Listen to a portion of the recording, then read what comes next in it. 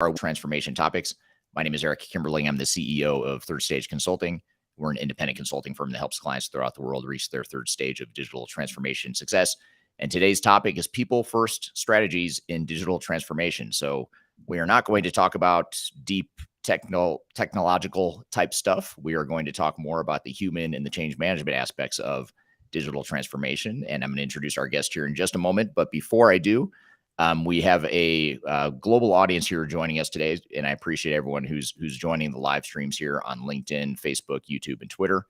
Thank you for being here today. If you could just drop in the chat where you're joining from today, would love to see what city and country you're joining us from here today.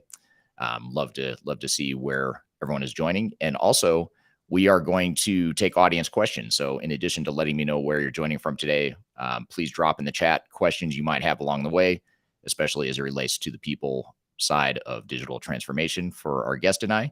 And then lastly, last but not least, before I introduced our guest, wanted to let you know that this live production or this live discussion becomes part of our weekly Transformation Ground Control podcast, which will be released a week from tomorrow, or the episode that features this interview will be released a week from tomorrow. And our guest doesn't know this yet, but actually there's an episode coming out tomorrow of Transformation Ground Control that is sort of our best of change management discussions. And she is in that episode. She does not even know that yet. In fact, I forgot to tell you that. So the episode that is released tomorrow, you're actually featured in that as one of our top change management discussions on this podcast. So we thought, hey, why not have her back again to dive even deeper into this whole change management discussion? So joining me today is Ema Roloff, joining me from here in the United States in Wisconsin. Ema, thank you for being here. Thank you for having me. And that's very exciting. I didn't realize I got to be like back-to-back episodes. People might get a little annoyed with hearing me in 2 weeks in a row, but I'm glad to be here. Yeah. You have that distinct feature of being featured twice in 2 episodes in a row. And it's funny because we obviously record these episodes in advance. And when I was recording that episode and we played your clip, I couldn't remember, or I didn't recall that you were the next guest we had. I was thinking you were in July. So I said, she's going to be on in a few weeks again, so stay tuned and that sort of thing. So I did make a mistake when I talked about you, but it'll be a pleasant surprise, right? It'd be exactly pleasant surprise to have you on the show twice in a row or 2 weeks in a row. Well, let's start off by talking about you. Tell us a little bit about yourself. I know you and I have known each other now a couple of years. You were on this podcast about 2 years ago. We had a great discussion then. I expect we'll have a great discussion here today, but tell us a little bit about your background for those that maybe don't know you or didn't hear that episode. Yeah. So as you said, my name is Ema Roloff, and my focus has been for about the last 10 years, a little less on the direct change management side and more on the technology implementation side, and helping my customers move through changing processes and implementing technology in a way that's going to actually deliver results and deliver an ROI. And so I started my career more on the strictly process automation side and was with a company called Navient for about 8 years, helping their enterprise customers cross vertically. So manufacturing, biotech, some insurance, which then kind of led me on my journey into my current role. So now I'm the director of sales for property and casualty solutions at EIS. And so we help our insurance carrier partners implement the software that really runs the core of their business. So Eric, you guys are obviously incredibly familiar with ERPs and other core line of business softwares. In the insurance world for carriers, of course, they'll have an ERP that's helping run their accounting functions and managing those components. But when it comes to how they pay claims, how they manage policies, how they bill their customers, all of that comes together in the core suite, which is what we help implement for our customers. And then in addition to all of that, I also have a YouTube series called Leading Change, where I focus on things like what we're going to talk about today, as well as emerging technologies and general trends within digital transformation. A lot of those conversations are focused on insurance, but then also because of that background being cross-vertical, can't help myself but getting into everybody's business. So I have some more wide-reaching conversations there as well. Yeah, in fact, I think it took me a while to realize after getting to know you that you were in the insurance space, because even though that's obviously your focus, just so much of what you talk about is relevant across industry. And in fact, I think you and I got to know each other on TikTok when I was first starting on TikTok. I had just started my channel, and you were one of the first people that kept showing up in my feed, and I was like, who is this person that keeps showing up in my feed? I should get to know more about her. And that's how we got to know each other. So you have a very popular TikTok channel and following as well. It is. And yeah, It's funny because people never quite and I'm glad that you get this and you understand this as well. But so many people just think of TikTok as like strictly dancing. And I right. certainly get into like my fair share of trends and like relating things back to the enterprise technology or change management side of things. But it's such an effective tool, like that short form video content to get points across and start conversations. And I love the conversations that get started in TikTok as opposed to LinkedIn, because when people aren't associated with their professional career or their company, they will comment things that spark a whole different type of conversation. Yeah. Sometimes mean-spirited things, but it allows you to unpack stuff in a very different way than you can on LinkedIn, which I think it's really nice to have both channels from that perspective. Yeah. Yeah. That's a good point. Like getting people outside of their normal professional LinkedIn setting, sometimes you can have a different conversation than you might have there. Um, so let's back up a little bit more in your career. So you talked about sort of your evolution in this digital transformation and change management space, but you weren't always in this space. You started your career as a teacher. Maybe tell us a little bit about that. You started off as a teacher. What kind of tell us about that background and how that has impacted your role in sort of your view of digital transformation and the people first side of digital transformation. Yeah. So, as long as I can remember, back to probably elementary, middle school, I was very talkative, very loud, like to be in front of people on a regular basis, and so I was constantly told like you should be a teacher. And then as I started getting older, I really liked kids too, and so that was always kind of like you're smart, you like being in front of people, and you like kids. You should definitely go towards being a teacher. And so pretty much my whole like middle school, high school career, thinking back to it, I always wanted to be in education, and what subject it was kind of changed over time. But I ended Mm, up going to school to be a social studies teacher. So I have a degree, and our education degrees are a whole mouthful, but I've got secondary education, broad field social studies, political science, and psychology as my background. mm, And so I went into school, went through all of my student teaching, and really the biggest challenge for me was part of the reason I wanted to be a social studies teacher is I love making connections. And I love helping people see things maybe from a level above where our typical conversations are happening. And so that's why I was so fascinated by the idea of political science and sociology and psychology was how do we make these connections in a way that we're not in our traditional classroom. mm, I don't know if everybody else had this experience, and I had some phenomenal teachers growing up. I was very fortunate, but especially in social studies, a lot of it was like, here's your textbook. We're going to learn about this period in history. Maybe they came up with some really cool ideas to help us like really engage with the content.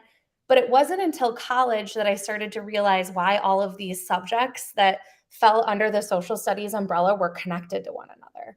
And mm, it was in a political science class where we started talking about like how it relates to sociology and how that relates to individual psychology and seeing those connections come through. So then when I went into the classroom to start teaching, I went into alternative schools and private schools as opposed to traditional classrooms because I really wanted to teach through those connections. mm, But those alternative schools often come with a lot of behavioral challenges. And truthfully, it was just really hard for me to disconnect from the behavioral challenges and the things that I was seeing in the classroom and my life. mm, And so at the time, I was also interning with a fast food chain that the franchising office was based just outside of Madison, Wisconsin. For anybody that's basically in the central part of the country in the US, you might know of Culver's. So I was working with them as in a restaurant all through high school and college, and then was given an opportunity to move into their training department in after graduation. So I took that internship and ultimately a role with them after graduation as an opportunity to see what the implications of my training and teaching background would look like in a corporate setting. mm, And I really liked that, but I got to the point where after a couple of years, I had worked with the same people since I was like 15 years old because the office was so closely related to the restaurant that I worked in.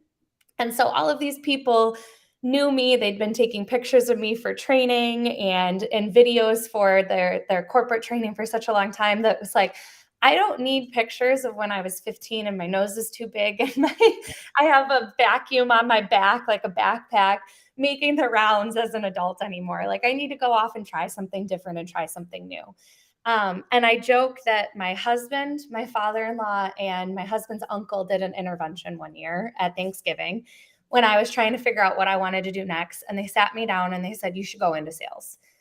And back then it was kind of like a bad word to me. Yeah, It was I can like, see that. that's not for me. And eventually they kind of got me to the point where if you're helping people solve problems and you believe in what you're bringing forward to help them solve those problems, you're going to really enjoy it. And good salespeople are good teachers. And so I applied to that role that I mentioned at Navient when I was with them for about 8 years. And their COO, name's Liz Skolaski at the time, had worked for IBM, and they used to hire teachers to come teach people about technology. Hmm. So when she saw on my resume that I had a teaching background, she was like, we can teach you the technology, we can teach you about sales, but we want your skill set to come teach our customers about technology. And so that really helped me from that perspective, like have an opportunity to even try all of this out.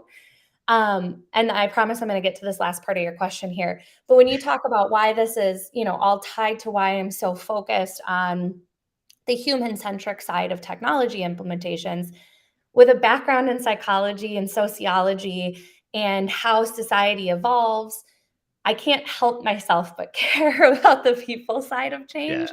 And then truthfully, I've just had so many experiences over the course of the last almost 10 years where if we focus on only the technology, it ends up biting us in the end because we lose sight of what we're trying to accomplish and why we're trying to solve the problem in the first place. And again, going back to like my focus is always to try and help solve a problem. Well, those problems are typically tied to customer or employee engagement.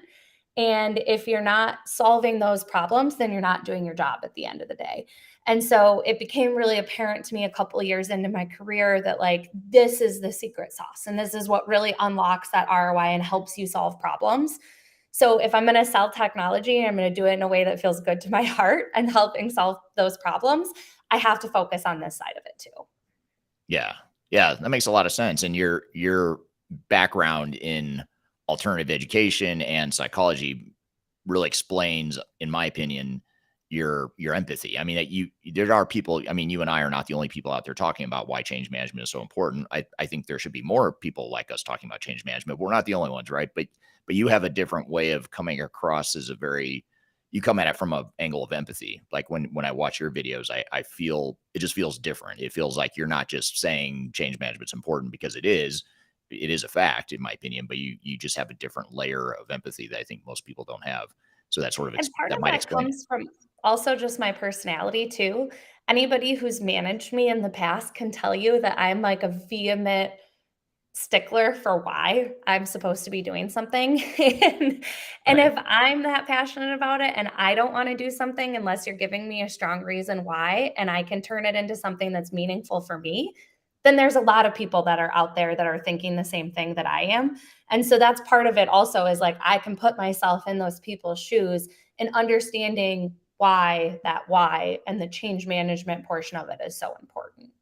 Right. Right. Interesting. Well, before I get to some follow-up questions, just building on that I want to turn to our audience here and just look at where people are joining from today. And thank you for everyone who dropped in the chat where in the world you are today. We have people from all over the world today, as usual. On LinkedIn, we have I'm sorry, I'm going to try my best. Bakitbek from Kyrgyzstan, Tamer from Saudi Arabia. We have someone else from Pakistan, Grand Junction, Colorado, Denver, Colorado. Go Nuggets. I'm just going to highlight that because I too live in Denver. And for those of you that don't know or aren't in the United States, the Denver Nuggets, our home team, just won the National Basketball Association World Championship. So that was yesterday evening that happened. Morocco, Southern California, South Africa, London, Dakar, Senegal, Zurich, London, all over the world. So thank you. There's a lot here. I didn't list everyone, but thank you for being here today, wherever in the world you're joining. And again, if you have any questions about change management, the people first part of digital transformation, please drop that in the chat as well, and I'll get started with my questions and defer to the audience after that. So you sort of answered this, but I want to dive into it maybe a little bit more directly in a little bit more detail, Emma. And that is, you started to talk about why change management is so important. You started to get into sort of the why and your need to understand why and your empathy for helping other people understand why as part of a digital transformation. But just in general, if we sort of back up, why is it so important? You mentioned that if you get too caught up in technology, it's going to bite you in the end. I think those are I'm paraphrasing a little bit, Mhm. but those are sort of the gist of what you were saying. Why is that? Maybe help us understand why this people side of change is so important and why is it so overlooked? So I think the the simple answer to why is it overlooked is the people side is the hard side. Mm, Technology is black and white. yeah, Technology is implemented in a way that's gonna work or it's not. right. And you have, especially when it comes to, like, developing tools or configuring tools, you're turning something on or you're turning something off, or development itself, yes, like, I'm sure if there's developers in there, they're gonna come at me because they all have their own way of building language, but I mean, it's zeros and ones, it's black and white. The people side is where things get sticky. The people side is what you can't control. It is variable and dependent on the day, it can look different. And I mean, to me, that's why we default to the technology side because that's the easy side and that's what we feel like we can control. Um, I think the best way to explain maybe why I had an epiphany, and maybe you've heard me tell this story before, Eric, and I can hear my 7-year-old steps above me on on the Yeah. floor for summer break. But I had a moment with her when she was probably 4 years old, where I had started to see these trends of, again, when we don't pay attention to the people, we end up having rework and we end up having to go back and change how we're implementing a solution, or projects just fall apart. And so I'd started to kind of see these trends happening. And I was starting to ask myself a lot of, like, why is change so hard? And why is this something that, we interact with and that impacts our daily life on a regular basis? And I like to tell this story because I think it's something that's universal to so many people. And it's the story of when I managed the change with that little girl going to get a shot one year and I didn't the next. And it Mm, made me make this connection that, like, change is hard for us, like, innately as humans. And it's something that we are kind of designed to resist a little bit because, back again, if we want to go back evolutionarily, that change might have meant a bad thing in our lives. And so managing that so that we can counteract some of those kind of like instinctual reactions is really important. And I like to tell this story because, again, I think it, like, one, it's funny and it shows everyone that I am human, but two, because I think it demonstrates this idea so nicely. So my daughter is pretty afraid of shots, and she has been since she was, like, conscious of what was going on. So when she was 3, we did a lot with her to get her ready to go get her shots. We talked about it. We watched episodes of Daniel Tiger where he went and got shots. We explained everything that was going to happen from start to finish. We explained why she needed them. We talked to her about what she was going to get at the end of it. And we went in and it went so well that I was like, whew, all right, I think we're done with this. So then the next year, truthfully, I just didn't think I needed to do anything to get her ready for it. And I went to go pick her up from school early. And I told her, like, hey, we're going to go to the doctor. We're going to get a quick shot, but then we can go get some ice cream afterward.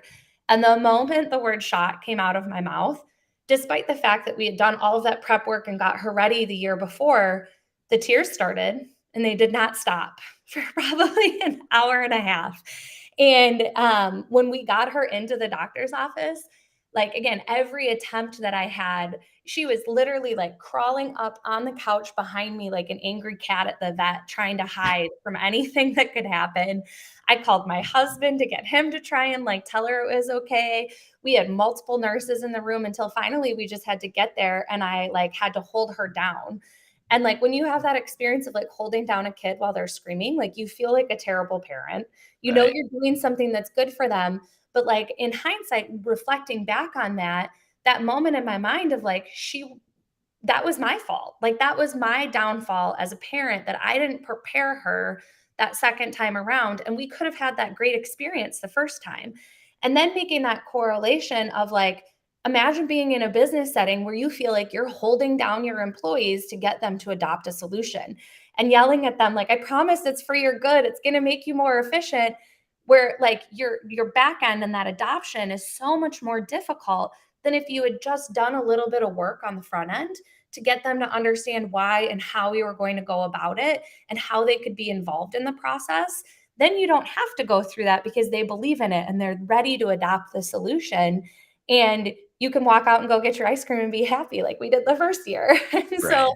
that, like, again, kind of like why is so important. It's innately human. It's something that all of us are predestined to resist, but we can counteract it with the right steps on the front end of the process. Yeah. That's a great point, and it's an interesting story too. And it's fascinating to me how many lessons and leadership lessons in particular you can get from parenting, just simple parenting sorts of situations like what you just described. There's so much of that if we would just apply that to our organizational lives and our styles of leadership, there's so much there that we could learn from and apply for sure. Mhm. Um, so, um, okay, so there's a lot going through my head here. I have like 3 different directions we could go with that, so to bear with me for a second here. Um, so, okay, so, why do you think that so you started to answer this with sort of the headline summary of the reason why more people don't see or don't focus enough on change management is because it's hard. The technology either works or it doesn't. Maybe shifting gears and let's unpack that a little bit more. I mean, why is it that we as humans and we as leaders just are so drawn to the technical piece of it? And yes, it's black and white. Yes, it works or it doesn't. But let's just assume we all agree that the people side is really important and we know we need to address that. Then why is it not more intuitive to more leaders and more project teams that they need to focus more on change management, or at the very least they should know how to address that piece of change management? Why do you think that is, and how can we avoid that same pitfall within our own organizations? I think part of it also honestly comes down to the types of conversations and the way that we run vendor evaluations and how vendors pitch their products.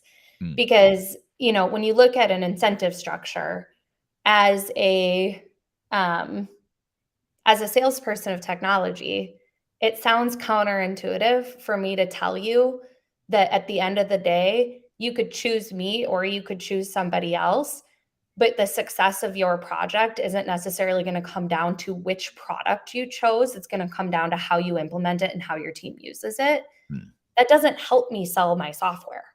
And so, from an incentive standpoint, many software companies are incentivized to show you and focus on during the sales process the parts that set them apart, which obviously, as a salesperson, I'm going to tell you why I think my software is going to outperform others or why I think that there are nuances and differences that are going to set us apart. And I do believe that there's certain classes of software and there are dynamics. If you buy something that can't do what you're looking to do, you're going to end up failing as well. Hmm. Technology is obviously a part of this scenario. But when we look at that side of it, that number one is, the software vendors themselves are incentivized to have you focus on the software because that's what's going to help them sell their tool and be successful as a business.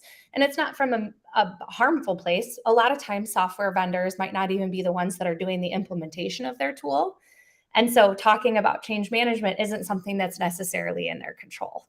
Hmm. So when we look at that side, from the vendor side, they're not necessarily incentivized to work with you on that process. Then we look at like how we run our vendor selections from a company perspective.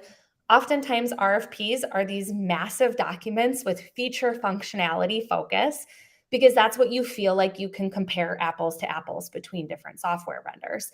And I've always been more on the software side, but prior to my current role, I was also in an implement. We didn't develop our own platforms. We were resellers and we were implementation partners. So I've seen RFPs that are focused on like what the implementation side would look like. And I would promise you, when I would get an RFP that would be 400 questions, there would maybe be 20 questions about the company itself and the approach to implementation and transformation and change management if it was even brought up at all. There might Mm, be something about methodology of how you implement a solution, but then the other 300 some questions would be about features and functionality within the tools. right. And then that tells the vendor what we care about are the features and functionality, not this other component of it. And so it's just the way that we position this stuff. And I don't know if it's anyone is consciously positioning the technology to be the more important part. But I think part of it is we call it digital transformation. So we hear the digital part and we think technology is what's doing it all, when Mm, really it's all about enabling people and it's all done by people. So why do we forget about I can't quite get my arms wrapped around why we forget about that, other than maybe just the way that we're positioning it and the language that we're using when we're discussing these types of projects. yeah, yeah. Do you ever find yourself conflicted in your role, in your sales role, of sort of like what you just said, the not the reverse incentive, but you're not incentivized financially, at least, to in the short term, to focus on the people side, or at least to focus on that message, but yet you do, right? That's, I mean, Mhm. if you anyone who follows you on TikTok knows that that is what you're going to talk about. You are not going to skirt that that topic by any means. I So mean, so is during that the ever? sales cycle, it's not unusual for me to say, like, and keep in mind when you're, and in my current position, oftentimes implementations are done through partners. And so like the one thing that's nice is I know that they have an incentive to focus on that. And I've been in enough conversations where I do hear them having some of those discussions. Hmm, And I've heard my partners say things like, the technology is the easy part, the people side is where it's hard. Like I've heard them use those words and work through that process. And I am pretty excited to see that there are more organizations that are starting to establish more specific focus on change management, and or like having their PMO team move through, whether it be ProSci or whatever other types of training, to get themselves prepared to help lead some of that change side of things. Um, but I certainly make no, like you said, no mystery of what my thoughts are. And I wouldn't say I'm necessarily conflicted, but I think it might surprise some people as hmm, they interact with me sometimes. But again, anybody who looks at me on LinkedIn or TikTok or YouTube, they're going to realize really quickly what I believe is important. And that influences the way, I sell my software, frankly, too. Our solution is focused around the customer. There's a reason that that's the tool that I've chosen to sell in this space, because I think that just even how we manage the data focused around people as hmm, opposed to focused around a claim number or a policy number, that small nuance change is impactful when it comes to how you're interacting with your customer. So there's even like small things like that that kind of, again, how I view software and what I view as important as a part of a solution are impacted by my view of what matters within the larger sphere of transformation. interesting. Now, shifting gears a bit, or sort of connecting the dots here between sales and change management. This is a really interesting question from Manoj on YouTube. And Manoj says, having experience in sales, it is helpful to understand what with start that over. I am having trouble talking today. Having experience in sales, it is helpful to understand that with people going through digital transformation, you have to win hearts and minds. How do you do that effectively? I'd be curious to hear your perspective, not just as a change practitioner, but also as a salesperson. How do you win hearts and minds within organizations when you're leading them through change? I think the best way to do that is to build authentic relationships any way that you can.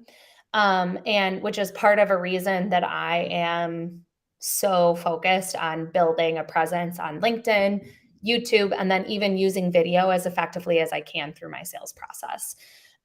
Because I, it makes you human and it allows you to connect with people. And if you are making videos and sending them to explain your value proposition, or your executive summary, one of the things that I typically do with an RFP, maybe you don't have the opportunity to connect as a person with everybody through that process because it's being led by procurement and they're going to read through the document. I will always put a video in there. Whether they watch it or not, I don't know. But I will always put a video in with my response that, one, shows that I'm a human, shows some of that like authentic want and desire to help them solve problems, and then puts a face to a name. Mm, Um, I will use that oftentimes as a way of prospecting, or anytime that you're on a call with me, even if everybody else on the call doesn't have their video on, if I'm with a client, my video is on so that they can see I'm engaged and interacting with them on the call. So sometimes it literally is like me with a bunch of black squares. But that's, again, that to me is how I build that relationship, even if I don't get to be in person with everybody like I used to back in the day. And then anything that you can do to build relationships and really extend beyond just the immediate group that you're working with to anybody that's going to be impacted, I think is a big part of that. And then also just really being authentic in the way that you interact with them. mm, Admitting when you don't know the answer to something rather than bullshitting. Admitting right. that you need help from someone else on your team to help answer a question. Asking more questions than you do talking. All of those things are going to help you understand what they're going through, how you can build authentic relationships, and then how you can actually help win those hearts and minds. Because to that point, those relationships are going to be tested through an implementation. No implementation ever goes seamlessly. No project ever has, like a complete smooth sailing opportunity. And so you need that relationship to fall back on when times get tough, so that they know you authentically and genuinely will be there to support them through any hurdles that you run into along the way. Interesting. Yeah, that's well said. And you gave me one piece of advice that's secondary to this conversation, but advice I'll take, which is to put videos in RFPs. That's a great idea. Because I'm not a huge fan of the RFP response process, but that might make me enjoy it a little bit more, knowing that you can At make that least gives connection. people a sense of who you, and I've had it where I've gone in to do a presentation and I go to introduce myself to someone and they're like, "Oh, we all know you. We watched your video." And you're like, Yeah, "Oh, okay. Well, I'll still introduce myself because I don't know you yet, but." right. And Yeah, it makes a difference and it makes you a human. yeah, absolutely. Yeah, very well said. Now, when it comes to changing different parts of an organization, this is from Gary on YouTube. Gary asked the question of which department have you found the most difficult to deal with? My experience is working with HR and finance teams. They can be tough cookies. Have you seen a certain uh, department or work group within your clients and your prospects that you think are harder to change or have more difficulty with change? I would say I don't know if there's a specific department that's more difficult to change, but I will say where I have seen the most pushback over my career is when a business brings in a vendor and doesn't involve IT soon enough, Hmm. and IT doesn't feel like they were a part of the process when they should have been. And then as a vendor, that gets very difficult. Um, I think it comes down to culture of the department and the organization, what's going to be hardest and how interacting with that team is going to evolve over time. Um, I mean, I've seen some finance departments where it's very difficult to get them to change and get them to adopt new tools. And I've seen other finance departments that are the ones that are leading the charge in the organization to change. Hmm. So, like in the world of process automation, it was really common for us to come in with, implementing a process automation solution for accounts payable. And it was maybe the first time that they were getting any sort of workflow or automation, like intelligent document capture and that kind of thing in the organization as a whole. And then accounting was that ripple effect across the entire organization. I would say HR, I have seen be a little bit slower to change in certain areas, but also because they're really more of a cost center than anything. And it's hard for them to come by a lot of money to digitize their, thousands, if not millions of documents, depending on how big the company is. But it's Hmm. not necessarily from lack of want, but more like access to budget. I would say sometimes in HR is a little bit hard to come by. Yeah, yeah. I might challenge the question a little bit and not push back on the question, but maybe just broaden the question to say that, instead of wondering which department is going to be the most resistant, it might be more effective to focus on, regardless of what department it is, why will that group resist change? Because they will. Not because they're bad people, not because they don't like change in general, but back to your analogy and your story about your daughter at the doctor. They don't understand why. They don't want to do it. It's painful. Who wants to get a shot in the case of your Yeah. daughter? Who wants to go through change in the case of an organization? So they're going to push back. And so the question becomes why? An HR department might push back because they're a cost center. A finance department might push back because it's focused on well-established processes. They've spent years developing these processes, and now you're coming in and changing them. There's also with both departments, there's regulatory type things that kind of muddy the waters a bit. But you look at like a IT, because they are already at full capacity and they right, can't take on another project that's been thrown in their lap. So yeah, there's always, yeah, to your point, there's always something behind it. It's not necessarily that like anybody that goes into this one department is difficult to deal with. yeah, yeah. And you want to avoid the trap of the other side of that discussion, which is, oh well, those groups might be difficult. These groups over here, though, these departments are going to be easy. They get it. They understand the change. They're ready for it. And that may be true on the surface, but don't fool yourself into thinking that any part of your organization is just going to be excited and they're just going to jump in, enjoy it, and just do it. There are going to be times where they're going to push back, they're going to resist it. You're going to have to quote unquote hold them down, like you would hold down your daughter when she Yeah. was getting the shot that one time. There's going to be cases like that. So I think just really not asking if or how extreme, but understanding why. Back to your personal desire to always understand why. We as leaders have to understand why. Why are people going to resist change, and what can we do to mitigate that risk or to minimize that resistance? For sure. There was another question I had from the audience here. Here's just a kind of a follow-up question or a follow-up comment here from Gary on YouTube, who's the one that I think he's the one that asked that question we just popped Mhm. up, which is I actually find it's been mostly mid managers who are the most resistant, regardless of departments. Um, I might agree with that. I guess I've never really thought about that, but mid management is tough. I mean, a lot of times you get executives that are sort of a little bit removed from the reality, and then the mid-level managers sort of get caught in the middle. They're kind of caught in the crossfire of all the change And coming down. I've actually made a video on like the unsung hero of middle management because Mm, the executive team is setting the strategy and what they think needs to be done. And if they haven't done a really great job of that and helped that why trickle down to the middle management to then be able to disseminate that to everybody else within the organization, that layer is who gets all of the pushback from yeah, below and they get all the pressure from above. And right. so if they're, if they can't articulate the vision in a way that makes it accessible to everybody else, it's a very difficult spot to be in. And they don't have control over that strategy and that vision at the same level that someone above them might. So I definitely can see that. And I could see why, especially if they've been the ones that are responsible for trying to get that and getting that resistance and not having control over the process the next time that a change gets handed down, they might not want anything to do with it. Right. Yeah. Yeah, that's absolutely true. Um, and also one last thing on that front too is the mid-level managers may not necessarily be resisting change more per se, but they become the face of the resistance. Mhm. Sort of like they're representing their people and their groups, and they're sort of translating what they're hearing and feeling from the front lines.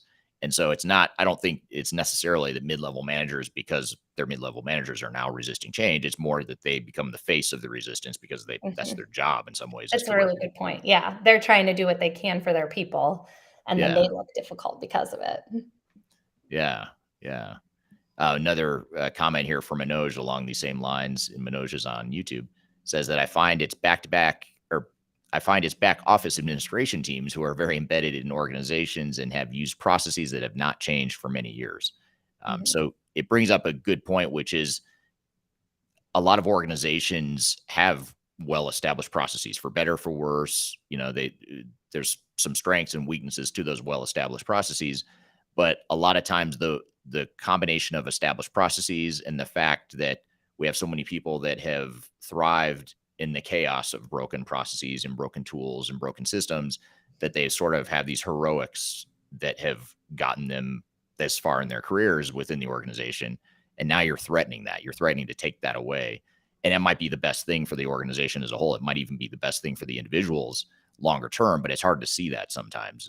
If I'm a person that has thrived in my career, in my organization, because I was able to overcome these broken processes and these broken systems. And I could use my tribal knowledge to, apply my value. I'm going to resist change no matter how well intentioned I am. I'm just going to feel Mhm. threatened by that to some degree. It's the psychology, back to your psychology background, and understanding that. Is that something you see often, or is that, do you think I would there's say something? so. I actually think that's a really big opportunity to help turn those people into your biggest champions. And so I've seen it many times play out. And it's that idea of like if you bring them in to the process when you're planning out how you're going to implement a new process and what it's going to look like, and you use them, if we're looking at like an as is to be process or, current state, future state, when you're capturing that current state, if you use them as your knowledge source to capture that information and you ask them a lot of questions as you're going through that and you gather that tribal knowledge, they're going to feel a sense of ownership over what that future state process looks like because they get to be a part of reshaping it. And as you're going through that, if you're doing a nice job on like the consulting side and you're asking the right questions and having them go deeper and deeper and almost acting like a 3-year-old child of like, why, why, Right. why? And they eventually get to the point of like, well, I don't know. Like, that's just how it's always been. Then you can kind of challenge that and be like, okay, well, if you were going to design this in a different way, or what step could I take out that would save you time? And you make that person feel like it's being designed around improving their job, or that group of people being designed around improving their job, their whole mindset on it is going to shift. And then they're going to focus on the benefits that are coming out of the implementation as opposed to the fact that you're trying to replace them or Yeah. remove them or change what they have to do.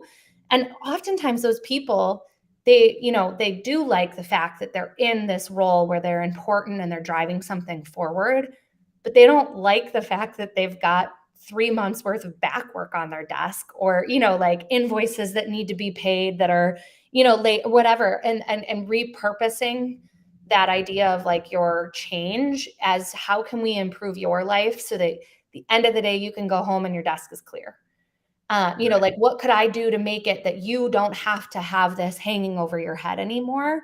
And it's a whole different change and they're your biggest champion. And anyone that was on the fence, it's like, oh, well, if they believe in it, then like it's probably good. Right. And it Right. just makes winning over the whole crew that much easier. But if I come at it from a different perspective, I could ruin what you just said by doing what a lot of organizations do, which is to say, Emma, you've got a lot of difficult tasks you do in your job. I can automate 50% of that. If I come at it from that angle, that may be true. It Mhm. may be that I could automate 50% of your job. It could be that I make your job easier and you could be more effective in that role. But what I hear, what I assume you hear, 50% automation, what does that mean for my job? Like, what Mhm. are you gonna eliminate me? Like, am I a line item on a business case now that my Yes. salary is now going away? Like, what does that mean? And the way you described is a lot better than what most organizations do, which is they come at it from too much of a dollars and cents, or too much of a, what's the word I'm looking for? Just almost too direct. Like it's too Mhm. directly focused on an end result or a net benefit versus the transition or the journey of getting Emma from her current role to what that future state is going to be. And by the way, Emma's probably still going to be around and adding a huge amount of value, probably more value in the future, but we have to connect the dots there.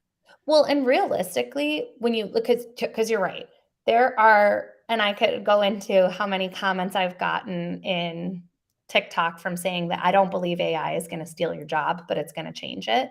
Hmm. The amount, I mean, I've literally been like personally attacked for my image or like my physical appearance for saying it, told that I was a propaganda mouthpiece. I mean, going Wow. on. But really, when we look at like the state of our labor market and how hard it is for people to find the right talent to bring into their organization, they don't want the people that they have that understand their organization and understand their processes focused on small, menial, manual tasks.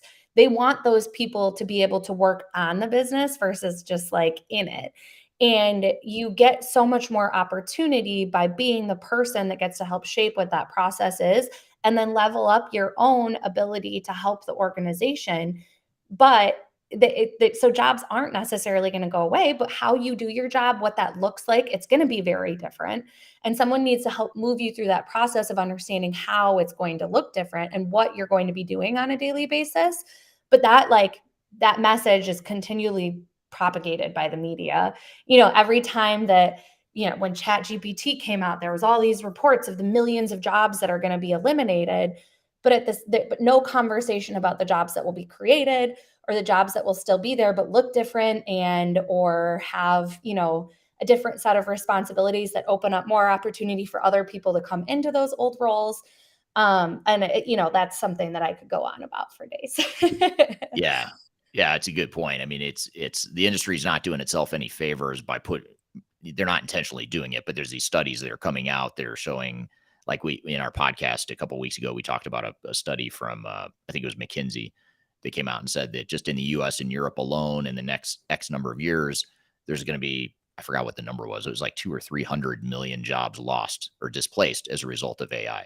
I don't know that I believe that or buy it yet. I mean, it's not that I'm trying to deny the reality of technology. It's just I don't see that having that big of an impact. I think there's a lot of fear in new technologies, and in a way that I haven't seen since probably I was a kid. When robotics were first starting to Mhm. emerge, and everyone was worried that robots were going to take our jobs on the factory floors. And in some cases, they changed the jobs on the factory floors. So people aren't doing as much hard physical labor as much as they did 50 years ago. But now the skill sets required to run a factory are just different. It's just a different skill set now to run robots instead of you physically putting together every piece and part that happens on an assembly line. So anyway, I think that's a big part of it as well, for sure. Here's a question that's sort of a little bit shifting gears, but I think it's important to get into, which is more of a skills based side of human change. And I'm going to try and show the comment, although it's not all going to show because it's a long one, but I'll focus on the beginning part of it, which is, what course or certification do you think can help me as a new novice in digital transformation and change management? And I'll sort of paraphrase or summarize the rest of the question, which goes on to give some context, which is his organization is using or implemented SAP back in 2014, and the transition didn't go well. Now they're transitioning again or upgrading SAP, and he doesn't want to make the same mistakes again. So given that context of troubled implementation already once, we're going to do it again, and I'm trying to upskill myself. What sorts of courses or certification or just training background? How can we get more up to speed in our careers with change management? So honestly, a lot of mine was reading books, watching videos online, talking to my customers. So when it comes to, I think we're in a state where obviously certifications and um, courses and those types of things are really powerful. I know a number of folks over at ProSci. I've done interviews with them, and I've presented to their team before. Their certification process is something that almost anybody can go through. They have online options. But I would say, even before you do that, spend time with the free resources that are available to you. Look up the top change management books, or look up, watch more of your conversations. Go find people that are having these discussions and learn what you can first at that level, so that you can kind of start to shape your thought process on how you can be effective. Because honestly, if you guys are going through your implementation right now, I don't know if you're going to get through a certification and then be able to implement and change how you guys are impacting it. So I would say almost crowdsourcing your knowledge is a big advantage that we have in this day and age with the amount of content that's available. Hmm. But then also, when it goes back to avoiding some of those pitfalls internally, just even having almost like a multi-year retro with your team to say, what went wrong the first time and what are we doing to avoid it, and just even asking some of those questions to the right folks within your organization, because chances are you're not the only person that felt that burn the first time and that wants to avoid it. So just even being the person that starts the conversation internally of what are we doing different and how are we going to avoid these problems, and what did we learn, or what do we need to learn to be able to do this more effectively, I think will take you a long way, again, knowing that you're kind of at that point where you guys are working through that implementation, to just kind of raise awareness on it and get people having a conversation. I think there's incredible value that comes from specific certifications or education in this space. But again, going back to all of it, at the end of the day, it's helping people within your organization feel like you're acknowledging the human side of things. So you don't necessarily need a certification to acknowledge the human side of things. You have to have a conversation with humans and Right. learn from the people that were there the first time and what went wrong. And maybe we're going to get to, I know we're getting short on time, but I mean, in terms of like bare bones change management, we've talked a lot about this idea of the why and the vision, which might not be something, depending on your level, it might be something that you are able to impact or help with. But really spending some time with the why behind why you guys are moving to the cloud, what that looks like, and taking that and helping disseminate that message of why it's happening and what you're going to do to avoid the challenges that you have will be helpful.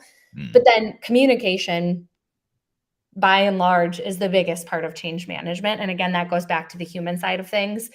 Um, Whether it's communicating on meetings, having those conversations about what went wrong, emails, video messages to, again, kind of make that human to human connection, one-on-one conversations, town hall meetings, anything you can do to disseminate that why, and then keep people updated on what's happening, what challenges you're running into, what's going really well, celebrating people that are helping drive the initiative forward. But that communication piece is the biggest part of it. So working with whatever departments you have internally, whether it's HR, sometimes there's a communications department or a change management department, depending on the size of the company, but working with them to help them with that communication side, especially if you have the technical aptitude to kind of help make some of those connections happen. I think is probably going to, I know I didn't give you a great clear cut, like go get this certification, but I don't think you have to impact change. Yeah. Well, and just recognizing how important it is. I mean, that's the first step, quite frankly. A lot of people and a lot of teams and a lot of organizations don't even take that first step, which is just acknowledge that the people side is going to be probably the hardest part of your change. And it's probably the thing you're not going to invest enough in. You should probably invest more in. So just sort of having that mindset, that alone is a big first step. And then if you can upskill yourselves and the rest of your team, that's huge. I think a lot of it too, one thing I would add to what you just said, Emma, is that if you can focus on how to, back to your sales background, how do you sell leaders on the need for change management, and how do you sell them on, um, not necessarily the downside or the dark side of change, but just how do you get them to recognize and acknowledge how important it is so that they themselves can lead the change differently than they might otherwise. I think that's probably the hardest part. And so if you can educate yourself in that way, I think that sales finesse piece of it is really important too, that upward selling. And I would say also, if you need my little trick, if you need statistics or things like while you're selling it to talk about the value of change, one of the biggest ways that I use ChatGPT, and this isn't something where you're giving away proprietary information or using it in a way that you shouldn't based off of most companies like guidelines, go in there and ask for like case studies that show and ask ChatGPT to cite its sources. And then you can check to make sure that it's not a hallucination. It's giving you real data. You can double check your sources. But then you'll be armed with all sorts of statistics. And I promise you, from the research that I've done, there's lots of meaningful statistics coming from McKinsey and Accenture and all the rest about how important change management and the human side of change really is. So there's a lot out there. And that's a really easy way to get access to it without having to scour. And then you Mm, get access to these studies and these reports from these very reputable sources that you can use to build your knowledge as well. right. That's great advice. Just a couple follow-up topics or follow-up comments, and then I want to ask you sort of a capstone question here to wrap Okay. this all up or tie it all together. But this comment here is interesting from Jane on LinkedIn. Jane says the nature of jobs change with automation. AI or technology still need human intervention. This allows job enlargement and upskilling. So yeah, sort of like I totally agree with this comment, and I think it makes a lot of sense. And I think it's back to your point or your comment earlier, Emma, about the opportunity. How do you change this from a risk and a problem into an opportunity for your team? But the key here is you have to focus on this. If you don't allow for that job enlargement and the upskilling, and you don't account for that in your transformation, it's not going to go well. So the tricky part is you've got to get leaders to understand that as well, and project leaders and that sort of thing. 100%. I think one thing to add real quick there, Eric, not to cut you off, is Sure. I call that digital literacy. Mm, And I've been on a whirlwind cross-country tour over the last couple of months talking all about digital literacy, both at the executive level down to every single person in the company, and the importance of facilitating that with your team and executives building that so that they can help lead change effectively. So, I mean, that whether it's individually that's happening at your company or you're seeking that out, again, crowdsource that understanding of technology and do some of that upskilling on your own, even if they're not doing it for you. um, So one more comment I wanted to get to. This is from LinkedIn. I apologize, I don't see the name behind it, but it's coming from LinkedIn. I truly believe some members of people do not understand the importance of effective communication or do not care. I see with a lot of preoccupation how AI or ERP just strengthen that lack of interest to interact with people. Maybe I'm just missing the old times. So I think that's an interesting comment because, and I apologize again, I don't see the name behind it. It's a really good comment, whoever said this, because I think that lack of caring, at the end of the day, a lot of what we've been talking about is empathy and caring and understanding and asking why, all that stuff. That's sort of what's missing in a lot of ways from these change initiatives. Would you say? Yeah. Well, and I just saw a comment come in from Carmen talking about like EQ and IQ is so important when discussing digital literacy. And I like as a part of those presentations, like the thing that I always say is like in a world full of technology, humans need to learn how to sharpen our soft skills. Right. And we need to start taking a look at like how do we take these traditionally kind of neglected skills. For a long time, it was this idea of like you either have it or you don't. You're a people person or you're not. And like that, there are ways for us to lean into the pieces of us that make us human. And as technology continues to grow, those are going to be the skills that are most impactful in driving business forward, in driving adoption of technology. And so, like, anything that companies or individuals can do to like really dig into what those soft skills look like and how you can really harness them, that's how you're going to become really invaluable to an organization, is understanding those human aspects that set you apart from the technology that's getting good at doing some of that other stuff for us. Right. Yeah, absolutely. Now, let's assume that we all are on board now. We get it. The people first strategies are arguably, or I don't think it's arguable, but let's just say it's arguably the most important part of digital transformation. What next? Like, how do we get started on this journey? If we're about to start a digital transformation or software implementation, maybe we're in the middle of it. What can we do to start getting some quick wins or start to build some momentum and focus on this people first aspect of digital transformation? So I like touched on it a little again about what my like bare bones basics are. But if you're just starting, you need to start with a why. And the from an organizational level or departmental level, that why needs to be clear enough that like if everyone was in a boat, they understood exactly what you were saying and started rowing in the exact same direction. It doesn't need to be, especially if it's like an organizational why and vision, it can't be specific enough that it goes to every single person in the company's what's in it for me, but it does need to get everybody pointed in the same direction. Hmm. And going back to our conversation of that middle management, that vision at the top does need to be clear enough where each department leader or each manager within an organization can take that and help turn it into a tangible what's in it for me. And if you haven't done that and you're halfway through your implementation, start working with your team to help them understand what's in it for them and their job function and how is that implementation going to value or bring value to them. And sometimes it is just as like simple as like, hey, so I had a conversation with somebody the other day, and this isn't technology implementation, but they were talking about the transition back to office and how they were getting a lot of resistance until they sat down with everybody and they were like, I understand that you don't want to come back into the office. This is what I'm asking. This is how much I'm asking you to return back to the office. And part of it is I know you are experienced, but you've also been complaining to me over the last 6 months about how inexperienced everybody else on the team is Hmm. and how everybody keeps quitting before they're fully trained and how you get the hardest work. If we're going to change that, I need your help to get those people invested in the organization from a cultural perspective. And I need your help to train them so that 6 months from now, you don't get all of the hardest work because there's other people on the team that can manage it. And she Mm, was like, it's not necessarily what they want to hear, but they're like, okay, I get it.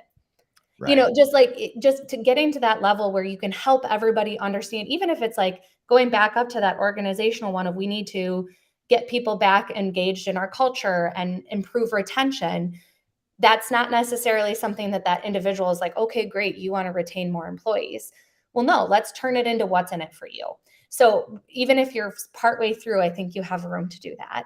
We talked a lot about communication, but I would say also the biggest part with that is communicating what's not going right. I think is something that people like to gloss over. We all like to give the update of like, we're on time and we're on budget and everything's going great and we're going to, hit all of our dates.